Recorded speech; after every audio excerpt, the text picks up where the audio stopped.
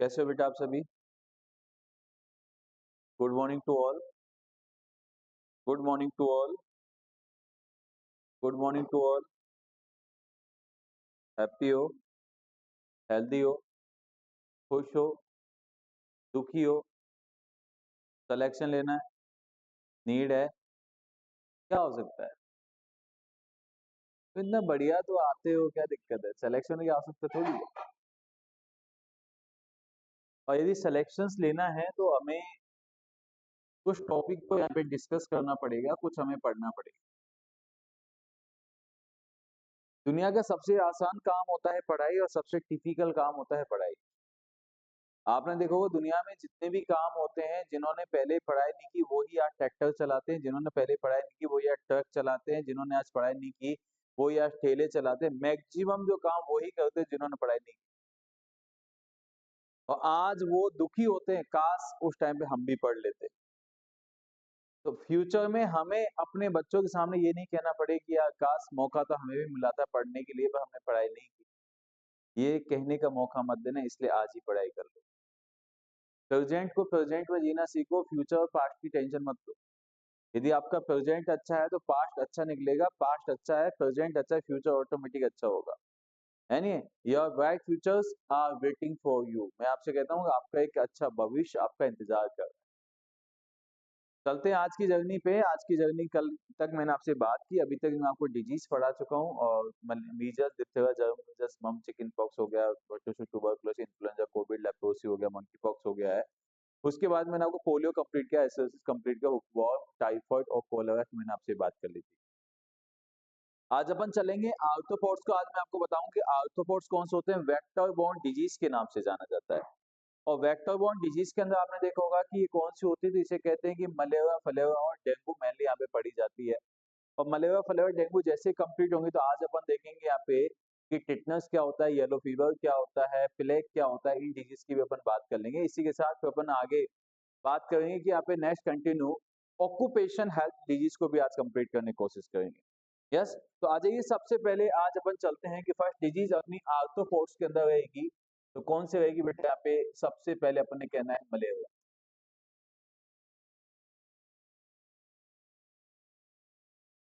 Malaria disease है तो malaria disease को किस नाम से जानते हैं? सबसे पहले बेटा जी हमें ये पता होना चाहिए कि सर मलेरिया को जाना किस नाम से जाता है। मलेरिया को किस नाम से जानते हैं, हमें थोड़ा सा ये पता होना चाहिए। तो मैं आपको बता देता हूँ कि मलेरिया को जाना जाता है किस नाम से। तो आपने कहना है it is the parasite disease. क्या बोलना है? It is the it is the vector borne it is the vector borne parasite disease.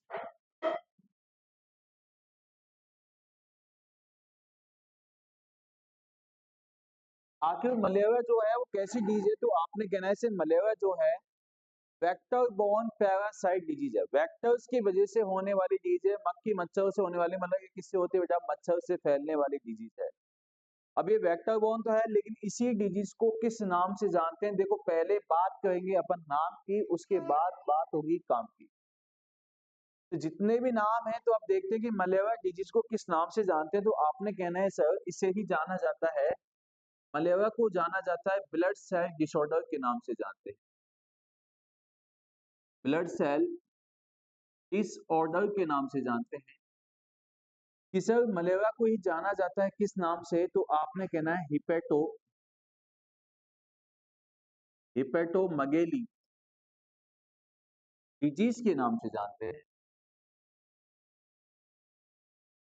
आपने कहना है कि सर इसी डिजीज का जो सेकंड नेम होता है, मलेरिया डिजीज को ही जाना जाता है किस नाम से? स्प्लिनोमेगेली डिजीज के नाम से जानते हैं। स्प्लिनोमेगेली डिजीज के नाम से जानते हैं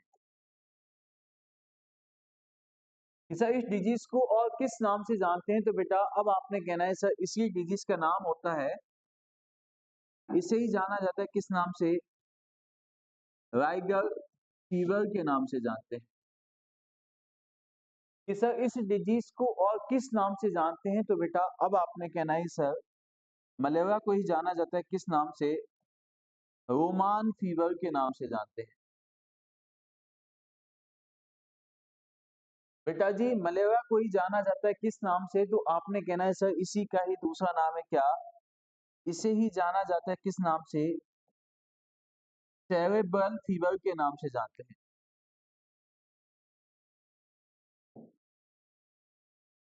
इसी डिजीज को जाना जाता है किस नाम से, तो आपने कहना है सर इसी का ही दूसरा नाम होता है कौन सा, तो इसे ही जानते हैं टर्टेन फीवर के नाम से जानते हैं, टर्टियन फीवर के नाम से जानते हैं। कि सर मलेरिया को और किस नाम से जानते हैं, तो बेटा क्या हो गया भाई, यस, अच्छा ज्यादा हो गया कि ना, चलो कोई बात नहीं है नहीं, ये तो अभी स्टार्टिंग, मैंने क्या बोला, पहले किसी भी चीज की बात करनी है तो नाम की बात करनी है, उसके बाद में काम की बात होती है, उसके बाद में इसे ही जाना जाता है किस नाम से, तो मलेरिया को जानते हैं बेटा किस नाम से, कर्टाइन फीवर के नाम से जानते हैं, कर्टाइन फीवर के नाम से जानते हैं।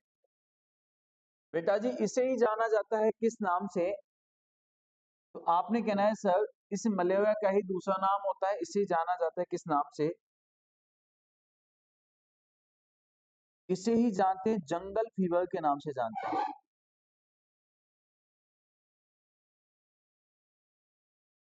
किस नाम से जानते हैं, जंगल फीवर के नाम से जाना जाता है। अब यहाँ पे मैंने आपको सिर्फ नाम की बात की है, अब अपन बात कर लेते हैं कि सर इस मलेरिया डिजीज को और किस किस नाम से जाना जाता है। नाम के बाद में आप चलो सीधा बात करें इसका पॉजिटिव एजेंट, और ज्यादा हो जाएंगे इसलिए आप डरना नहीं है आप लोगों ने, इसलिए अपन आप सीधा बात कर लेते हैं इस मलेरिया का पॉजिटिव एजेंट क्या होता है। तो बेटा इस मलेरिया डिजीज का यदि अपन बात कर लें पॉजिटिव एजेंट, तो इसका जो पॉजिटिव जो एजेंट है वो कौन क्या होता है, तो आपने कहना है Plasmodium, Plasmodium parasite, Plasmodium parasite disease के नाम से जानते हैं इसे। किस नाम से जानते हैं, प्लाज्मोडियम पैरासाइट डिजीज के नाम से जानते हैं। तो इस आपने कहना है कि इसका पॉजिटिव एजेंट क्या है, तो प्लाज्मोडियम पैरासाइट, सीधा क्या आएगा, प्लाज्मोडियम पैरासाइट डिजीज तो है, लेकिन हमें कॉजेज भी क्या है इसका, प्लाज्मोडियम पैरासाइट। अब क्वेश्चन आपसे ये कहेगा कि प्लाज्मोडियम पैरासाइट जो है इसकी स्पेसीज कितनी होती है, तो आपने कहना है सर प्लाज्मोडियम पैरासाइट की जो स्पेसीज होती है,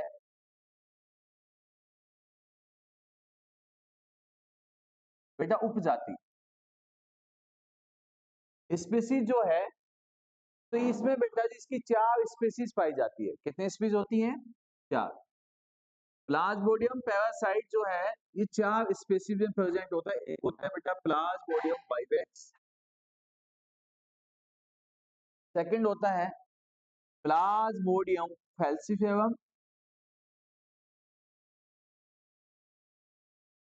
एक होता है प्लाज्मोडियम मलेरियाई,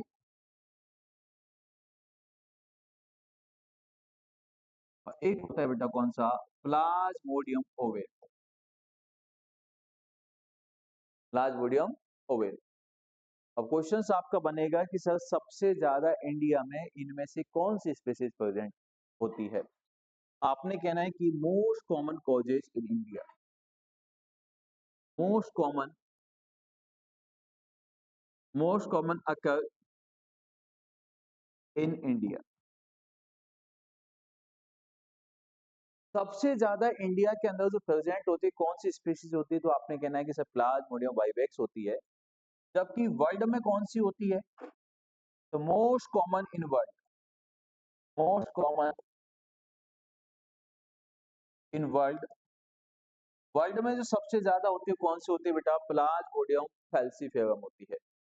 अब क्वेश्चन आपसे ये कहेगा कि इनमें से सबसे ज्यादा डेंजरसनेस कौन सी कॉज करती है, ये क्वेश्चन आपका कई बार एग्जाम में रिपीट हुआ है कि मोस्ट कॉमन कॉजेज फैटेलिटी, इनमें से ऐसी कौन सी स्पीसीज है जो सबसे ज्यादा डेंजरसनेस कॉज करती है, तो आपने कहना है second, yes, most common causes most common causes fatality. और फैटेलिटी यदि वर्ड आपको समझ में नहीं आया तो समझ जाना क्या है बेटा, डेंजरस। क्वेश्चन आता है कि प्लाज्मोडियम पैरासाइट की कौन सी स्पीसीज ऐसी है जो सबसे ज्यादा खतरनाक होती है, डेंजरसनेस कॉज करती है। आपने आंसर क्या देना है यहाँ पे, प्लाज्मोडियम फैल्सिपारा। अब यदि इसके इंक्यूबेशन पीरियड की बात कर लें तो बेटा अब आपने कहना है कि सर प्लाज्मोडियम वाइवेक्स का जो इंक्यूबेशन पीरियड होता है वो होता है 8 to 17 डेज का होता है। सेकंड वाले का जो होता है बेटा तो आपने कहना है कि सर इसका जो होता है 10 से 17 डेज का होता है।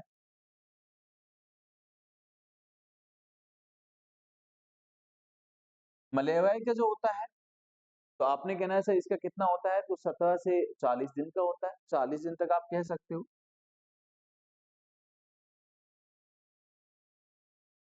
और ओवेल का कितना होता है तो आपने कहना है यहाँ पे 10 से 15 दिन तक या 17 दिन तक आप इसका कह सकते हो नॉर्मली। तो बेसिक आप यहाँ पे कह सकते हो कि यहाँ पे 8 से 17 डेज का इसका बोलते हैं, चल जाएगा काम। यस। अब यदि क्वेश्चंस कहेगा कि यहाँ पे ये बताइए कि सर इन सभी का यदि स्पेसीज वाइज यदि क्वेश्चन नहीं पूछे तो सीधा हमें ये बता दीजिए कि मलेरिया का इंक्यूबेशन पीरियड कितने दिन का होता है। तो मलेरिया का जो इंक्यूबेशन जो पीरियड होता है बेटा जी यहाँ पे सीधा यदि अब आपसे क्वेश्चन पूछा जाएगा इंक्यूबेशन पीरियड ऑफ मलेरिया कि सर इसका आईपी कितना होता है, स्पेसीज वाइज नहीं बता के सीधा हमें बताइए कि मलेरिया का इंक्यूबेशन पीरियड कितने दिन का होता है। आपने क्या कहना है, 10 से 20 दिन का होता है। यदि सभी का एवरेज निकाल के देखें तो कितना निकलेगा बेटा, 10 से 20 दिन का होता है। अब क्वेश्चन आपका सेकंड यहां से बनता है कि सर अब हमें ये बता दीजिए कि प्लाज्मोडियम जो पैरासाइट है ये आखिर सबसे ज्यादा ट्रांसमिट किससे होता है। तो क्वेश्चन पूछा जाएगा ट्रांसमिटेड बाय। तो प्लाज्मोडियम जो पैरासाइट है बेटा जी तो ये ट्रांसमिट किससे होता है, तो क्वेश्चन पूछा जाएगा ट्रांसमिटेड बाय।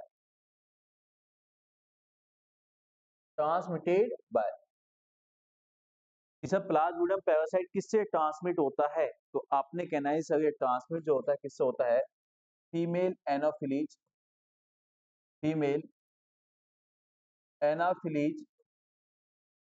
मॉस्किटो से होता है। किससे होता है, फीमेल एनाफिलीज मॉस्किटो से होता है। जब यहाँ पे फीमेल एनाफिलीज मॉस्किटो का नाम आ ही गया है तो सबसे पहले देखते हैं आखिर इस मच्छर की विशेषताएं क्या क्या हैं। तो आप देखते हैं कि फीमेल एनाफिलीज मॉस्किटो के कैरेक्टरिस्टिक्स में क्या क्या हमें पता होना चाहिए, आखिर ये मच्छर की विशेषता क्या है, क्योंकि क्वेश्चन तो यहाँ से भी बनता है एक। अब क्वेश्चन कहेगा सर फीमेल एनाफिलीज मॉस्किटो की कैरेक्टरिस्टिक्स में क्या क्या आएगा, कैरेक्टरिस्टिक्स में क्या आएगा, आखिर इस मच्छर की विशेषताएं क्या है। देखो हम तो मच्छरों की भी विशेषता बता सकते हैं।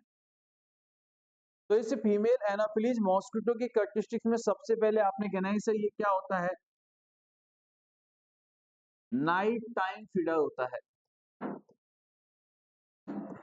ये जब भी बाइट करता है वो कब करता है बेटा, रात के समय में बाइट करता है ये। दूसरा आपने बोलना है इसका ओरिजिनेशन जो होता है, ओरिजिनेट इन डर्टी वाटर। ये जो मलेरिया का जो मच्छर होता है फीमेल एनाफिली जो मॉस्किटो है हमेशा गंदे पानी में प्रेजेंट होता है, डर्टी वाटर में प्रेजेंट होता है। इस मच्छर को जिंदा रहने के लिए जो आवश्यकता होती है, कितना टेम्परेचर की सर्वाइव कर सकता है, तो आपने कहना है सर ये 16 से लेकर 30 डिग्री सेंटीग्रेड तक क्या कर सकता है, सर्वाइव कर सकता है। क्वेश्चंस कहेगा सर इसको जिंदा रहने के लिए इस मच्छर को कितने ह्यूमिडिटी की आवश्यकता होती है, तो बेटा आपने कहनी है सर इस मच्छर को ह्यूमिडिटी की जो आवश्यकता होती है वो कितनी, 60 से 80% ह्यूमिडिटी की आवश्यकता होती है। 60 से 80% की ह्यूमिडिटी में क्या होता है, जिंदा रह सकता है। और इस मच्छर का लाइफ स्पान कितना होता है, तो आपने कहना है कि सर इसका लाइफ स्पान जो होता है कितने दिन तक, तो इसकी जिंदगी जो होती है बेटा जी ओनली 10 से 12 दिन की जिंदगी होती है। कितने दिन की जिंदगी होती है बेटा जी इसकी? 10 to 12 डेज की जिंदगी होती है। यस। अब यहाँ पे मैंने आपसे क्या कहा कि इसका ओरिजिनेशन जो होता है हमेशा फीमेल एनोफिली जो मॉस्किटो है बेटा जी, ये कहाँ प्रेजेंट होता है? डर्टी वाटर के अंदर प्रेजेंट होता है, गंदे पानी में प्रेजेंट होता है। और गंदे पानी में प्रेजेंट होने की वजह से ही अब क्वेश्चन पूछा जाएगा, which disease also known as black water disease के नाम से किसे जानते हैं? ब्लैक वाटर डिजीज जो होते हैं वो कौन सी होती है बेटा? मलेरिया को ही जाना जाता है। तो एक और नाम लिख देंगे, इसी वजह से इसे किस नाम से जानते हैं बेटा? ब्लैक वाटर डिजीज के नाम से भी जानते हैं। तो अब अपन कह सकते हैं नाम में ही एक और नाम और ऐड कर सकते हैं, क्योंकि मैंने अभी आपको बोला कि ये हमेशा गंदे पानी में होता है, कीचड़ में पैदा होता है। तो कीचड़ वाला जो पानी होता है वो कैसा होता है? ब्लैक होता है। तो क्वेश्चन पूछा जाएगा, which disease also known as black water disease के नाम से किसे जानते हैं? आपने कहना है कि ब्लैक वाटर डिजीज के नाम से जो जाना जाता है वो किसको जानते हैं बेटा? मलेरिया को जानते हैं। और ये क्वेश्चंस आपका इंपॉर्टेंट लगा देना, यूपीसीएचओ ऐसे क्वेश्चंस आपसे पूछेगा। अब यहाँ पे अभी मैंने आपसे बोला कि मच्छर की विशेषताएं क्या क्या हैं, फीमेल एनोफिलीज मॉस्किटो के कैरेक्टरिस्टिक्स कौन कौन से होते हैं। अब सीधा यदि अपन बात कर लेंगे सर, अब यहाँ पे एक मलेरिया साइकिल यहाँ पे दिया गया था, जो मैंने आपको प्राइमरी होस्ट और सेकेंडरी होस्ट में आपको पढ़ा चुका हूँ। मैंने आपको बताया था एक दिन रिजर्वायर के अंदर और सोर्सेज के अंदर मैंने आपको बताया था कि इसका प्राइमरी होस्ट क्या होगा, सेकेंडरी होस्ट क्या होगा। उस क्वेश्चंस को मैं आगे नहीं बढ़ाते हुए मैं सीधा यदि यहाँ पे बात कर लेता हूँ कि प्लाज्मोडियम जो साइकिल था या मलेरिया साइकिल किसने दिया था, तो नोट डाल के लिख देना यहीं पे ही, malaria cycle, malaria cycle given by, malaria cycle को किसने दिया था? तो आपने कहना है कि मलेरिया साइकिल जो दिया गया था given by sir Ronald Ross, sir Ronald Ross, जिसके अंदर उन्होंने डेफिनेटिव होस्ट, प्राइमरी होस्ट जो होता है मच्छर होता है, इस हिसाब से उन्होंने बात की थी। तो ये सब बातें किसने की थी? सेक्सुअल एसेक्सुअल स्टेज का जो क्लासिफिकेशंस किया था, है ना, मच्छर की जो लाइफ स्पान जो साइकिल होता है कैसे कैसे, तो वो सब किसने दिया था बेटा? रोनाल्ड रोस जी ने इसको दिया था। अब सेकंड आगे की कहानी स्टार्ट होती है कि सर आखिर ये जो डिजीज फैलती है वो कौन से सीजन में सबसे ज्यादा होती है। इंक्यूबेशन पीरियड के बाद क्या देखेंगे? सीजन। तो आपने कहना है कि सर ये जो मच्छर वाली जो डिजीज है ये मलेरिया जो है सबसे ज्यादा मोस्टली प्रेजेंट इन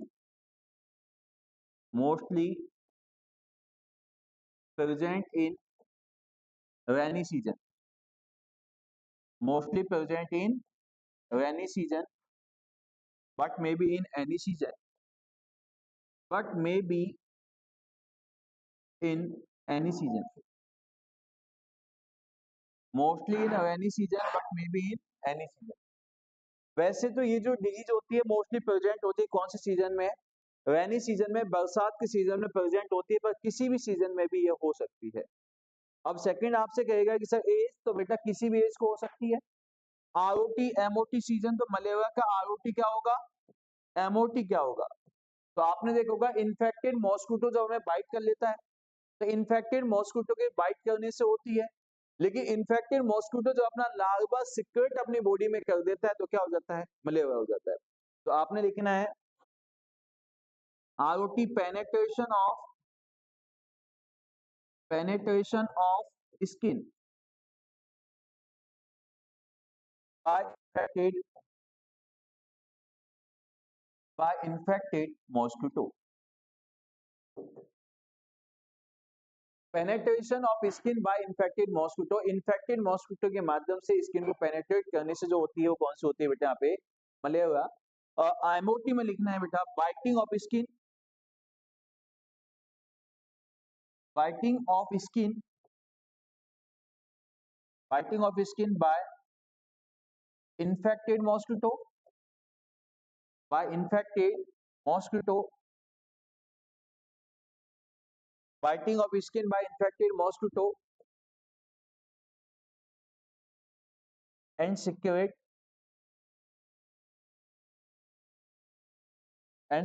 लार्वा।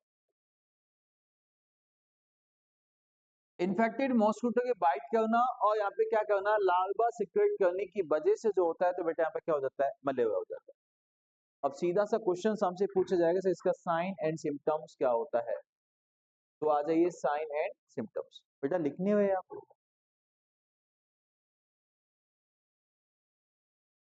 आदत हो, अच्छा पहले से लेट आए हो, बहुत बढ़िया।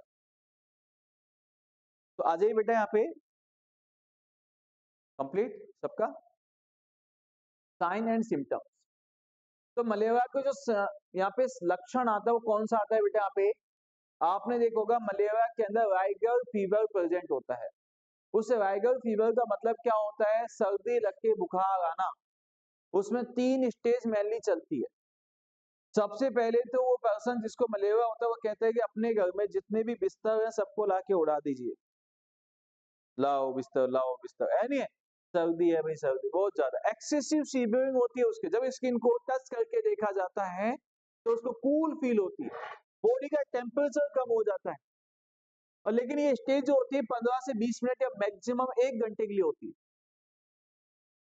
उसके बाद उसको क्या होता है, 1 घंटे के बाद में एक्सेसिव क्या होती है बेटा यहाँ पे, मतलब है कि इंक्रीज बॉडी टेम्परेचर होता है और बॉडी टेम्परेचर पीक लेवल पे पहुंच जाता है, हाई ग्रेड फीवर हो जाता है उसको, 39 से 41 तक चला जाता है डिग्री सेंटीग्रेड के अंदर। ये होता है बेटा इवनिंग टाइम। और जैसे उसको यहाँ पे एक्सेसिव क्या हुआ, उसकी स्किन को जब टच करें तो कैसा फील होगा, हॉट फील होगा। और उसके बाद में नाइट के समय जो सोता है, ये समय होता है 2 से 6 घंटे का होता है। उसके बाद जैसे ही वो सोता है तो उसको क्या होती है, एक्सेसिव स्वेटिंग होती है, बहुत ज्यादा पसीना पसीना होता है। और एक्सेसिव स्वेटिंग होने के बाद वो फील करता है जैसे कि मैं अब सही हो गया, लेकिन वो सही नहीं होता है। अगले दिन फिर से साइकिल चलता है, सर्दी लगती है बुखार आता है, फिर एक्सेसिव स्वेटिंग होती है, फिर से सर्दी लगती है बुखार आता है, एक्सेसिव स्वेटिंग होती है। ये साइकिल जब चलता है, जब वो वहां पे जाता है क्लिनिक पे जाता है, जो कहता है कि मुझे ऐसे ऐसे होता है, कैसे कैसे होता है, ऐसे ऐसे होता है। और जब ऐसे ऐसे होता है तो उसने कहा कि ऐसे ऐसे जब होगा तो वो करता, अच्छा तो वो क्या करते हैं, अपनी जो डिजिटल पार्ट ऑफ दी जो बॉडी ऑर्गन्स होते हैं, मतलब फिंगर को करके यहाँ पे नीडल फिल कर देते हैं और ब्लड सैंपल लेते हैं। तो ब्लड सैंपल लेने के बाद में स्लाइड पे लेने के बाद उसको प्रिपेयर करते हैं, उसे कहते हैं बेटा यहाँ पे एमपी टेस्ट। क्या कहते हैं उसे, एमपी टेस्ट कहा जाता है, मलेरिया पैरासाइट टेस्ट कहा जाता है। जिसके अंदर 2 स्लाइड प्रिपेयर की जाती है, एक तो बताएगी आपको नंबर ऑफ स्पेसिस कौन सी, एक बताएगी कितनी संख्या में है। क्या, नीडल को प्रिक करके स्लाइड पे खून ले लेते हैं, बस लगा लेते हैं, उसके बाद में उसको फैला लेते हैं उस पर। अब ध्यान दीजिए, क्वेश्चन आपका ये बनेगा कि सर मलेरिया का यदि इस हिसाब से चलता है तो बेटा 1953 के अंदर एनएमसीपी प्रोग्राम चलाया गया था, नेशनल मलेरिया कंट्रोल प्रोग्राम, जो चलाया गया था किसके लिए, कि भाई बाई एनुअल साल में 2 बार कम से कम क्या होना चाहिए, इंडोर और आउटडोर का होना चाहिए, रेजिडुअल स्प्रे डीडीटी का होना चाहिए। यस, डीडीटी के छिड़काव पे बेस्ड था। उसके बाद में 1958 में एनएमसीपी को किसमें कन्वर्ट किया गया था, एनएमईपी में। और 1991 में 1999 में, सॉरी 1999 के अंदर 1999 में क्या किया गया था, इसको यहाँ पे एनएमईपी से भी इसको एंटी मलेरिया प्रोग्राम में कन्वर्ट कर दिया गया। अब आगे चलूंगा ट्रीटमेंट के अंदर, जिसके अंदर मैं आपको क्लोरोक्विन भी बताऊंगा, फिर्मिक्विन भी बताऊंगा, ये है ना। इसके बाद मल्टी ड्रग थेरेपी भी यहाँ पे देंगे अपन, उसके अंदर बहुत सारे ड्रग के नाम देखेंगे, उसके बाद में क्यूनिन का भी मैं आपको यहाँ पे नाम दूंगा। तो आ जाइए यहाँ पे, सबसे पहले चलते मैं आपसे कहता हूँ कि साइन एंड सिम्टम्स। और साइन सिम्टम्स का यहाँ पे जैसे ही नाम आएगा तो आपने कहना है कि सर मलेरिया के अंदर जो प्रेजेंट होती है क्या प्रेजेंट होता है, वायरल फीवर प्रेजेंट होता है। इसकी कितनी स्टेज होती है, इसकी वायरल की 3, कौन कौन सी होती है, एक होती है बेटा कौन सी, कोल्ड स्टेज। सेकंड होती है कौन सी बेटा यहाँ पे, hot stage, cold stage, hot stage. और थर्ड होती है कौन सी बेटा, स्वेटिंग स्टेज।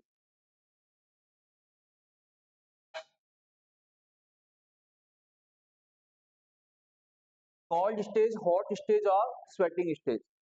सबसे पहले आपने कहना है कि कोल्ड स्टेज में क्या होता है, तो यहाँ पे क्या होता है बेटा, excessive excessive shivering.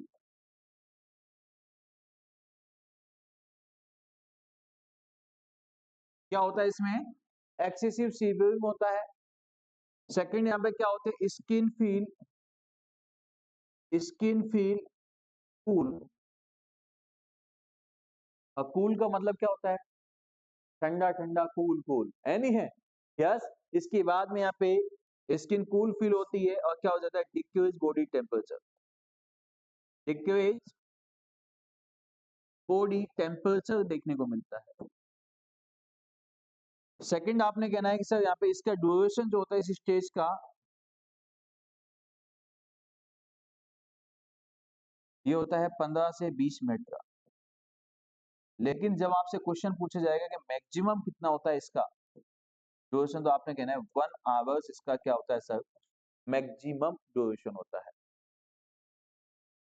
Hot stage के अंदर क्या होता है? इंक्रीज बॉडी टेम्परेचर हो जाता है बेटा जी। यहाँ पे क्या हो जाता है? बोलिए।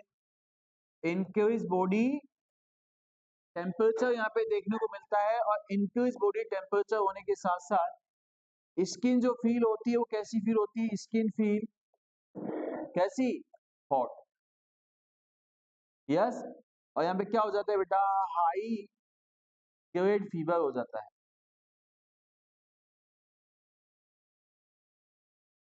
और इसका जो ड्यूरेशन होता है कितना समय के लिए होता है?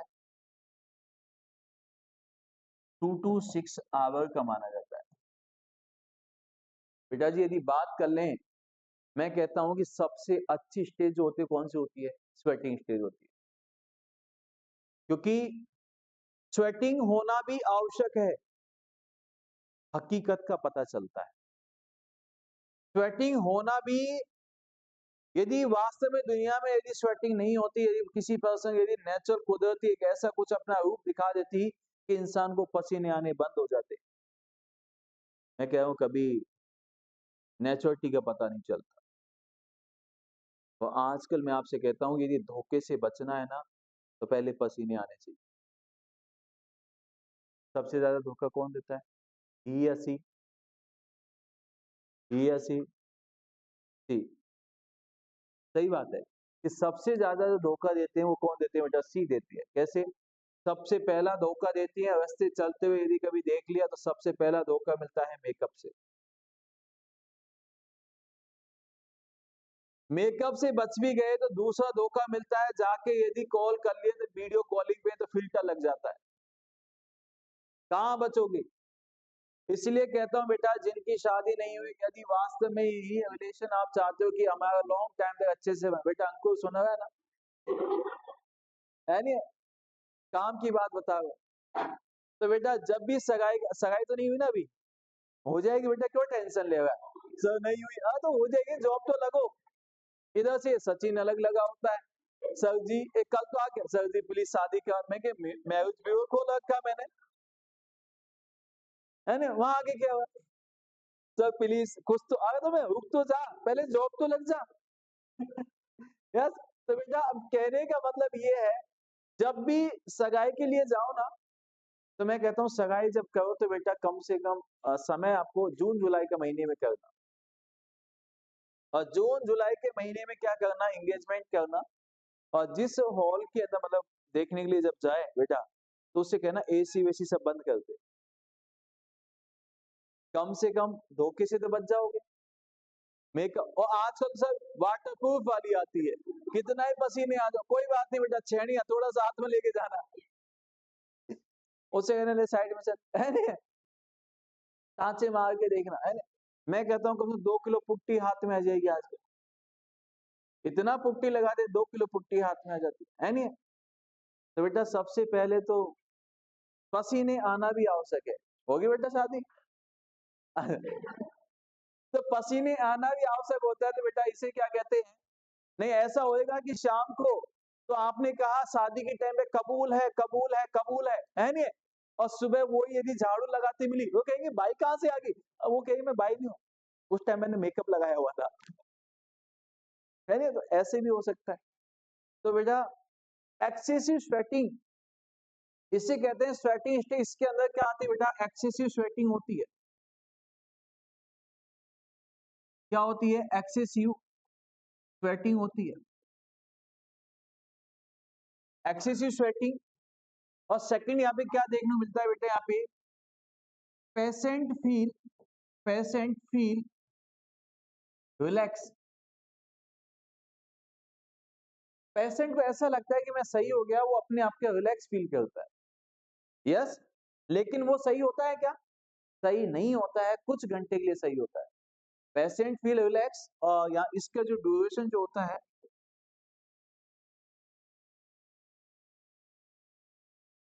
2 to 4 आवर्स का समय होता है।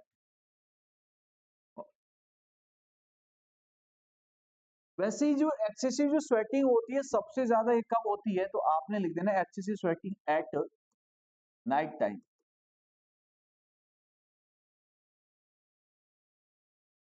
Excessive sweating at night time, ये हमेशा जो फीमेल एनाफिली जो मॉस्किटो होता है ना, ये जो बाइट करता है हमेशा इवनिंग टाइम में सबसे ज्यादा बाइट करता है, इसलिए मैंने इसको नाइट टाइम फीडर बताया था आपको। अब यहाँ पे यदि यही चलता रहेगा, सुनो बेटा, यदि यही चलता रहेगा तो पेशेंट में ऐसे ही सिम्टम्स आते रहेंगे। सर्दी लगेगी, बुखार आएगा, क्या होगा, एक्सेसिव स्वेटिंग होगा, पसीना आएगा, वो लगेगा कि मैं सही हो गया। सुबह के टाइम मम्मी पापा पूछेंगे बेटा कैसा है, सही हूँ। बेटा कैसा है, सही हूँ, है नहीं है? बढ़िया कहेगा सही हूँ, है नहीं है? सही हूँ, यस। और जैसे सही हूँ उसके बाद में वापिस 1-2 बजे शाम को वापिस से सर्दी लगना, बुखार आना, और क्या होना, स्वेटिंग होना चालू हो जाएगा। तो इसका क्या किया जाएगा, तो आपने कहना है सर इसका जांच किया जाएगा। तो मलेरिया की डायग्नोसिस में क्या किया जाता है, डायग्नोसिस, और डायग्नोसिस के अंदर आपने कहना है एमपी टेस्ट। कौन सा टेस्ट होता है बेटा यहाँ पे, एमपी टेस्ट। एमपी टेस्ट को किस नाम से जानते हैं, आपने कहना है मलेरिया पैरासाइट टेस्ट,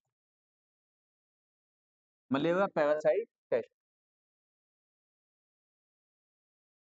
अब इस एमपी टेस्ट को कैसे किया जाता है, आपने कहना है कि sir capillaries,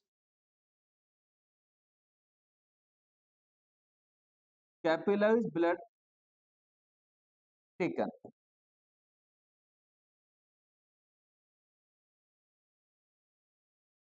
capillaries blood taken and prepare, and prepare 2 slide. यहाँ पे हमेशा इसमें कैपिलरीज ब्लड को लिया जाता है और 2 स्लाइड को प्रिपेयर किया जाता है। आजकल इसकी स्लाइड आती है ना, 2 स्लाइड एक में ही आती है, एक साइड से मोटी होती है, एक साइड से पतली होती है। तो आपने कहना है जैसे कैपिलरीज ब्लड लिया, 2 स्लाइड प्रिपेयर किया, एक तो होती है यहाँ पे कौन सी, थिक स्लाइड, थिक स्लाइड, और सेकंड होती है कौन सी, थिन स्लाइड।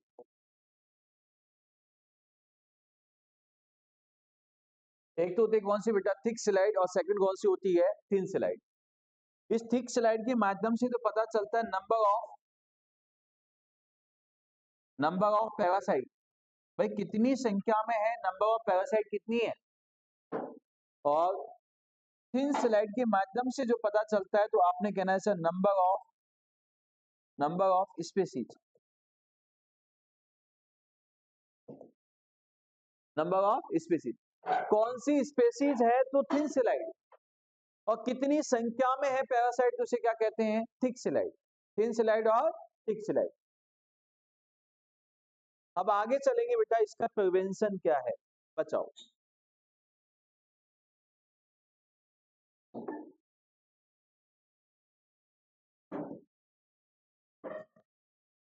प्रिवेंशन,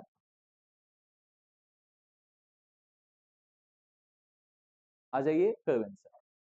इस प्रिवेंशन के लिए आपने देखा होगा कि एक प्रोग्राम चलाया गया था जिसका नाम था NMCP। इसी को साथ के साथ देख लीजिए, तो यहाँ पे क्या चलाया गया था बेटा, यहाँ पे NMCP। NMCP का मतलब क्या है, national malaria, national malaria control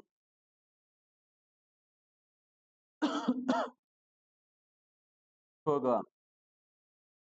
और नेशनल मलेरिया कंट्रोल प्रोग्राम कब आया था बेटा, तो आपने कहना 1953। ये किस पे बेस होता है? these are based on these are based on biannual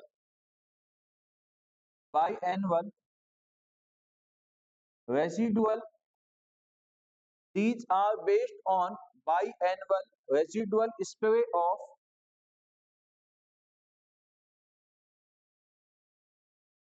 indoor residual spray of DDT. मतलब कि अपने घरों के अंदर क्या करना, डीडीटी का छिड़काव कराना कम से कम साल में 2 बार। इस पे क्या था, ये बेस था। अब क्वेश्चन आपका पूछा जाएगा कि कितना डीडीटी लेते हैं, तो आपने कहना है 1 gram DDT sufficient for 1 gram DDT sufficient for 1 metre square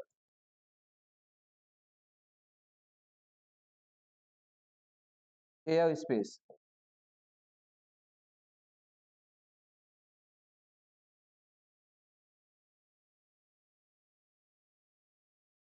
एक ग्राम जो डीडीटी होती है सफिशिएंट होती है 1 मीटर स्क्वायर एयर स्पेस के लिए। मतलब 1 मीटर स्क्वायर का मतलब क्या होता है कि 1 मीटर ऐसे और 1 मीटर ऐसे, मतलब 1 मीटर इतने स्पेस के लिए, 1 मीटर एयर स्पेस के लिए क्या होती है, स्क्वायर स्पेस के लिए क्या होते हैं बेटा, यहाँ पे 1 ग्राम डीडीटी का क्या होता है, सफिशिएंट होता है। अब क्वेश्चन पाउडर आता है बेटा, यही बता रहा हूं, है ना। अब डीडीटी का जो छिड़काव किया जाता है, क्वेश्चन आपका ये बनेगा सर डीडीटी की फुल फॉर्म क्या होती है। यस, तो आपने कहना है डीडीटी की फुल फॉर्म क्या होती है, डीडीटी। तो क्या होती है, die chloro diphenyl trichloro ethane. Yes, तो लिख देना full form of DDT. Note DDT.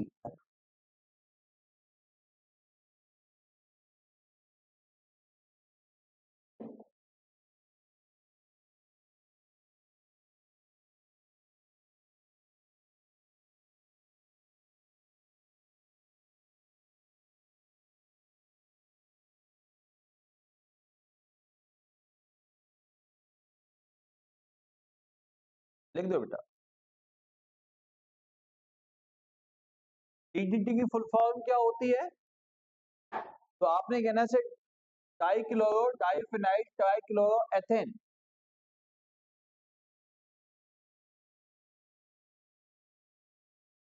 Exam आती है बेटा डीडीटी फुल फॉर्म।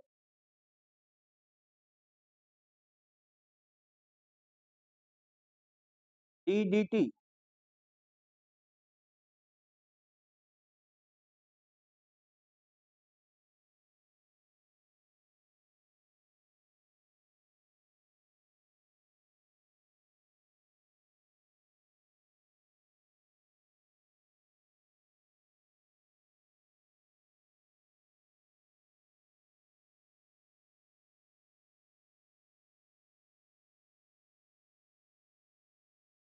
लिख दिया। अब आ जाइए नेक्स्ट। यहां तक जो मैंने आपसे बात की, मैंने आपसे बात की किसकी, एनएमसीपी। किसकी बात की बेटा, एनएमसीपी। अब कहानी किसकी आएगी, एनएमईपी। आफ्टर आफ्टर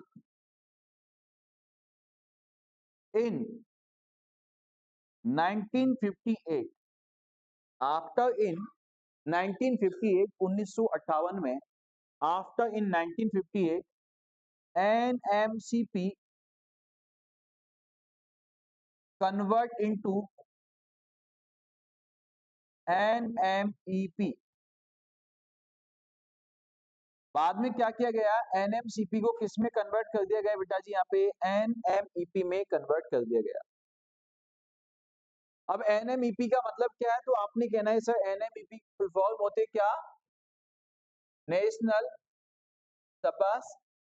एन का मतलब नेशनल, एम का मतलब क्या होगा, नेशनल मलेरिया, ई का मतलब एरेडिकेशन, एरेडिकेशन प्रोग्राम। शाबाश, कितने जीनियस बच्चे हैं।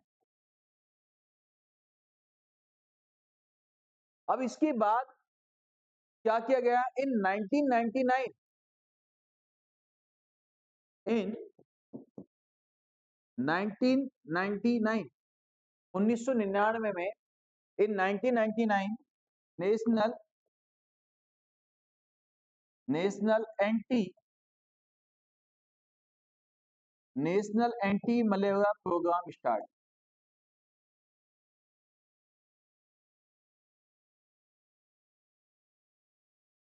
1999 में क्या किया गया है बेटा, national anti malaria programme start कर दिया गया था।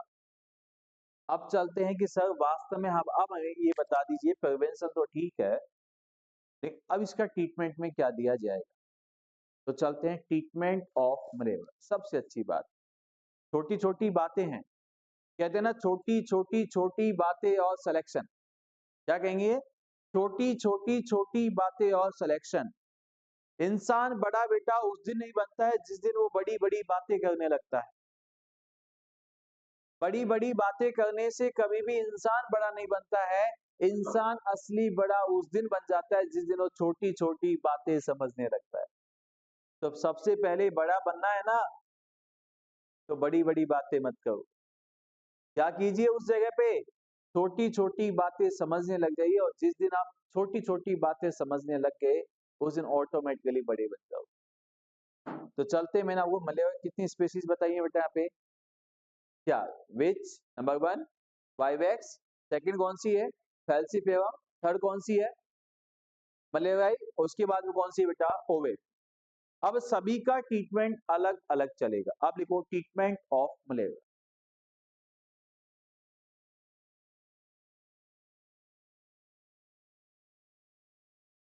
ट्रीटमेंट बताएंगे, थोड़ा अच्छे से बताएंगे, इतना सब कुछ हमने जब इतना बढ़िया पढ़ा है, इसको भी अच्छे से बताते हैं। आपने कभी कभी देखा होगा कि हम जैसे ही क्लिनिक पे जाते हैं या हम किसी को बोलते हैं, ध्यान दीजिएगा, पॉइंट शुड बी नोटेड। जैसे हमने देखा कि हम जैसे कभी कभी क्लिनिक पे जाते हैं, हमने डॉक्टर साहब से कहा कि डॉक्टर साहब मुझे ऐसे ऐसे होता है। आपने क्या कहा कि मुझे ऐसे ऐसे होता है, मतलब कि सबसे पहले बुखार, सर्दी लगती है, फिर बुखार आता है, उसके बाद में क्या होती है बेटा, यहाँ पे मुझे स्वेटिंग होती है। उसने कहा अच्छा हो सकता है तुझे मलेरिया हो सकता है। उन्होंने बिना जांच किए 150 mg क्लोरोक्विन की टैबलेट हमें दे दी जाती है। जांच नहीं किया, सीधा बोला कि आज ये टैबलेट खा के देखना दूध के साथ में, हो सकता है तुझे इफेक्ट आ जाएगा। तो आपने देखा होगा उसे क्या कहते हैं, तो बिना जांच के किसी भी डिजीज के ट्रीटमेंट जो दिया जाता है, जो टैबलेट दी जाती है, उसे कहा जाता है बेटा यहाँ पे क्या, प्री-सिम्पेटिव ट्रीटमेंट कहते हैं। प्री-सिम्पेटिव ट्रीटमेंट के अंदर यदि बात कर ले तो ऐसा ट्रीटमेंट जो बिना जांच के दिया जाता है उसे क्या कहते हैं बेटा, प्री-सिम्पेटिव ट्रीटमेंट कहते हैं। तो क्वेश्चन आपके पूछा जाएगा, drug use for presumptive treatment of the malaria, तो आप क्या देते हो बेटा, सबसे पहले क्लोरोक्विन देते हो, 150 mg देते हो, ले एक दूध के साथ में खा लेना। एम से राइट, पहले इस क्वेश्चन को लिख दो एक बार।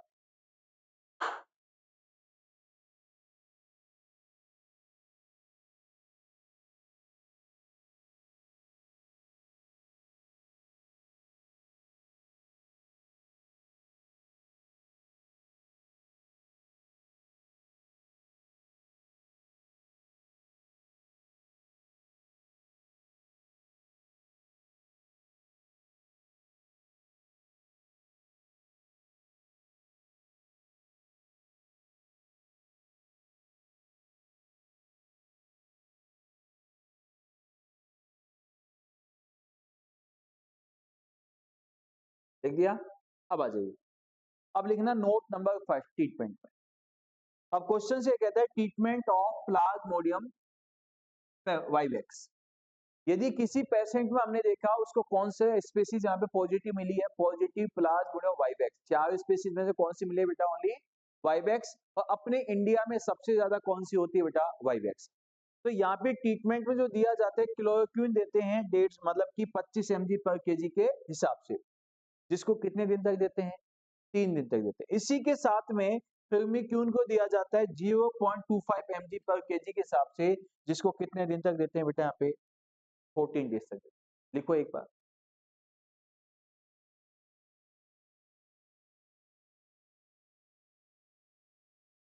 हमने जैसे प्लाज्मोडियम वाइवेक्स आया, हमारा तो एक से काम चल जाता है ना क्लोरोक्विन खाने से।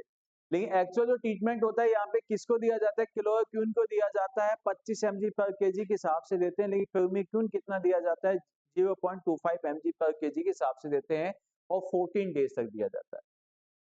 अब यदि किसी पेशेंट में पॉजिटिव आ गया बेटा कौन सा? Plasmodium falciparum. तो प्लाज्मोडियम फैल्सीफेरम क्या होती है? सबसे ज्यादा वर्ल्ड में होती है, मोस्ट डेंजरस होती है। सबसे ज्यादा जो सेरेब्रल जो फीवर कॉज करती है, दिमागी बुखार जो कॉज करता है, सबसे ज्यादा कौन सा कॉज करता है बेटा? फैल्सीफेरम।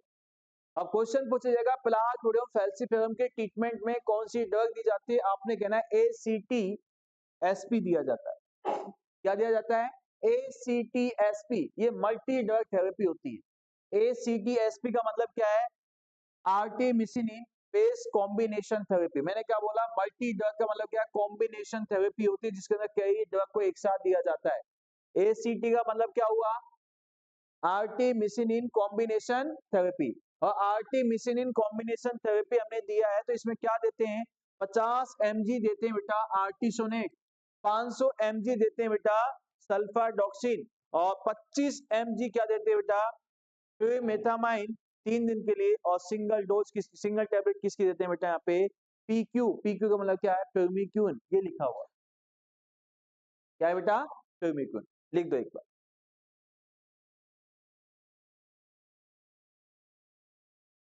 छोटी छोटी बातें हैं बस।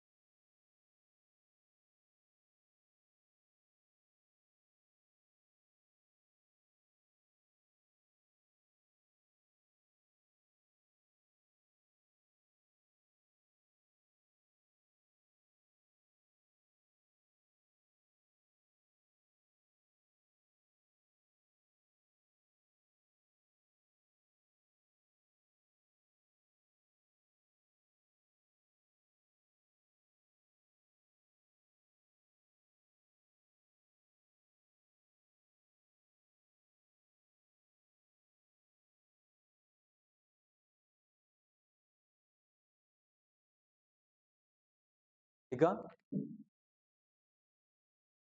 अब यदि कंडीशन किसकी आती है कि यदि आपसे क्वेश्चन पूछा जाए कि सर यदि मिक्स इन्फेक्शन है।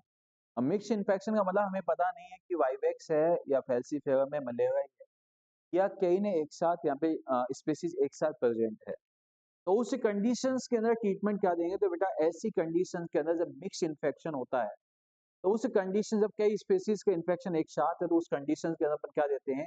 सेम एज ट्रीटमेंट चलता है किसके जैसे? पॉजिटिव फैल्सीफेरम के जैसे, क्योंकि यही स्पीसीज सबसे ज्यादा डेंजरस होती है।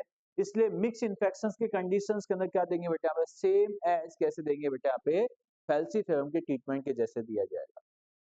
लिखा सबने यहाँ तक?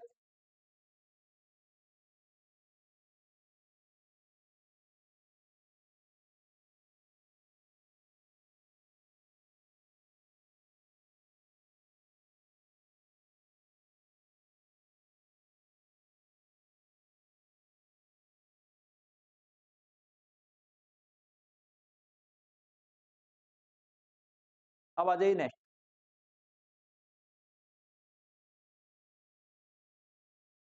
यदि इन्फेक्शन कौन सा हो जाता है बेटा?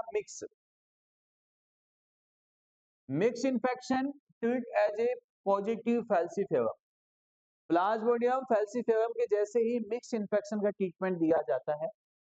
Quinine is recommended. अब कभी कभी आपने देखा होगा कि पेशेंट को, मलेरिया वाले पेशेंट को क्यूनिन भी देते हैं। तो quinine is recommended in the first trimester of pregnancy, क्योंकि उसके ना क्लोरोक्विन और प्यूमिक्विन क्या होते हैं, कॉन्ट्रा इंडिकेटेड माने जाते हैं प्रेगनेंसी के फर्स्ट ट्राइमेस्टर के अंदर, इसलिए हमेशा क्या देते हैं बेटा, यहाँ पे क्यूनिन देते हैं। And primaquine is contraindicated in during pregnancy. Pregnancy के समय में फर्स्ट ट्राइमेस्टर में क्लोरोक्विन भी नहीं देते हैं, और सेकंड ट्राइमेस्टर में प्रेगनेंसी के समय प्यूमिक्विन को भी नहीं देते हैं। किसकी जगह क्या देते हैं बेटा, यहाँ पे क्यूनिन दिया जाता है। इन सीवियर या कॉम्प्लिकेटेड मलेरिया, मलेरिया यदि अब कॉम्प्लिकेटेड हो गया या आप सीवियर कंडीशंस में चले गए हैं, तो उसके कॉम्प्लिकेशंस को बचाने के लिए यहाँ पे जो चॉइस ऑफ जो ट्रीटमेंट होता है वो क्या होता है, तो आपने क्या बोलना है, इस क्यूनिन इंजेक्शन। क्यूनिन के क्या लगाते हैं बेटा, इंजेक्शन यहाँ पे दिया जाता है। कॉम्प्लिकेशन से बचाने के लिए क्यूनिन, और प्रेगनेंसी में क्या देना है बेटा, क्यूनिन देते हैं। ठीक दो, यहाँ जाके आपका मलेरिया क्या हुआ बेटा, कंप्लीट हुआ।